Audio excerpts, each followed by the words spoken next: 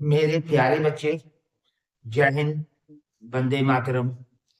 आज मैं भारत का भूगोल का ही अगला क्वेश्चन पढ़ा रहा हूँ। अभी लेसन खत्म नहीं हुआ है, अगला क्वेश्चन पढ़ा रहा हूँ।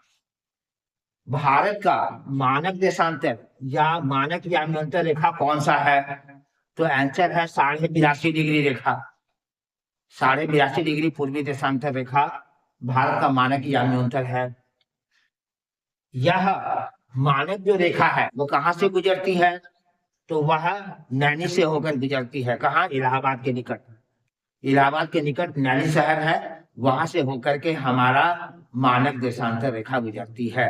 पहले हमारे देश की मानक देशांतर रेखा या यामांतर रेखा कौन सी है? तो आंसर है 82.5 डिग्री पूर्वी देशांतर रेखा। यह भारत के बीचों बीच से होकर गुजरती है। मानक रेखा कहाँ से होकर गुजरती है? तो आंसर है नैनी यानी इलाहाबाद से होकर के गुजरती है। मानक देशांतर रेखा कितने राज्यों से होकर गुजरती है? तो आंसर है 5 राज्यों से होकर गुजरती है।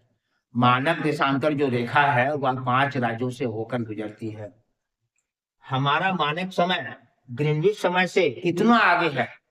हमारा जो मानक समय है वह ग्रीनविच समय से कितना आगे है? तो आंसर है 5 घंटा 30 मिनट अर्थात 5.5 घंटा आगे है। सबसे लंबी तट रेखा वाला राज्य कौन है?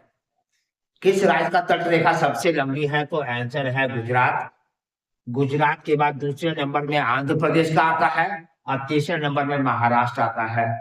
याद रखिएगा, बहुत इंपॉर्टेंट क्वेश्चन है कि किस राज्य की तट रेखा सबसे लंबी है। तट रेखा माने जो जिसका समुद्र का जो किनारा है ना, वह तट रेखा सबसे लंबी है गुजरात का। दूसरे नंबर पे आंध्र प्रदेश और तीसरे नंबर पे महाराष्ट्र है।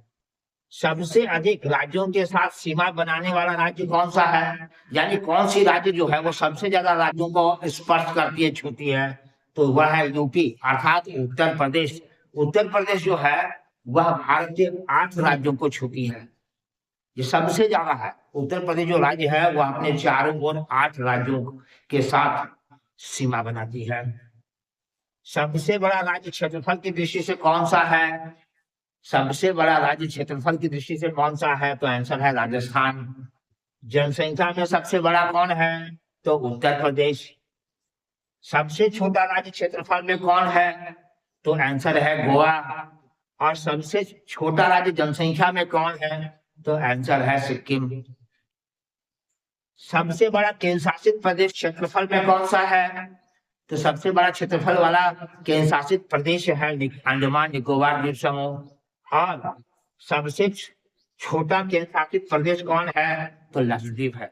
केंद्र शासित प्रदेश में सबसे छोटा कौन है? तो लक्षद्वीप है। याद रखिएगा क्षेत्रफल की दृष्टि से।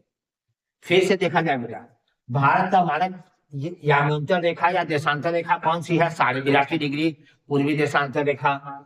यह मानक रेखा कहाँ से होकर गुजरती है? तो नैनी से होकर गुजरती है। नैनी कहाँ है? इलाहाबाद के निकट। मानक देशांतर रेखा कितने राज्यों से होकर गुजरती है? तो आंसर है 5 राज्यों से होकर। हमारा मानक समय ग्रीनविच समय से कितना आगे है? तो सिंपल सा जानना है, 5.5 घंटा आगे है। सबसे लंबी तटरेखा किसकी है? तो गुजरात की। दूसरे नंबर में आंध्र प्रदेश, तीसरे नंबर में महाराष्ट्र। सबसे अधिक राज्य को स्पर्श करने वाली सीमा बनाने वाली राज्य कौन सी है? तो आंसर है उत्तर प्रदेश। वह 8 राज्यों को स्पर्श करती है। सबसे बड़ा राज्य कौन सा है क्षेत्रफल में? तो आंसर है राजस्थान। क्षेत्रफल में सबसे छोटा राज्य कौन है? तो गोवा। फिर जनसंख्या में सबसे बड़ा राज्य कौन है? तो उत्तर प्रदेश। जनसंख्या में सबसे छोटा राज्य कौन है? तो सिक्किम। सबसे बड़ा केंद्र शासित प्रदेश कौन है क्षेत्रफल में? तो आंसर है अंडमान निकोबार द्वीप समूह। क्षेत्रफल में सबसे छोटा केंद्र शासित प्रदेश कौन है? तो लक्षद्वीप। ये आपको याद रखने हैं। ये बहुत इंपॉर्टेंट प्रश्न है। ये हर एग्जाम में, रेलवे के एग्जाम में, एसएससी के एग्जाम में आते ही आते हैं। मैं आपसे एक रिक्वेस्ट करूंगा बेटा, मैं जो पढ़ा रहा हूं आप उसको एकदम कॉपी में लिखते चले जाइए। अब जिस दिन मैं कहूंगा कि ये लेसन खत्म हो गया है, अब मैं अगला लेसन में जा रहा हूं, तो फिर अगला लेसन शुरू कीजिएगा। एकदम लेसन बाय लेसन जमा करते जाइए, देखिएगा कंपटीशन में बहुत मदद मिलेगा। जय हिंद बेटा, वंदे मातरम।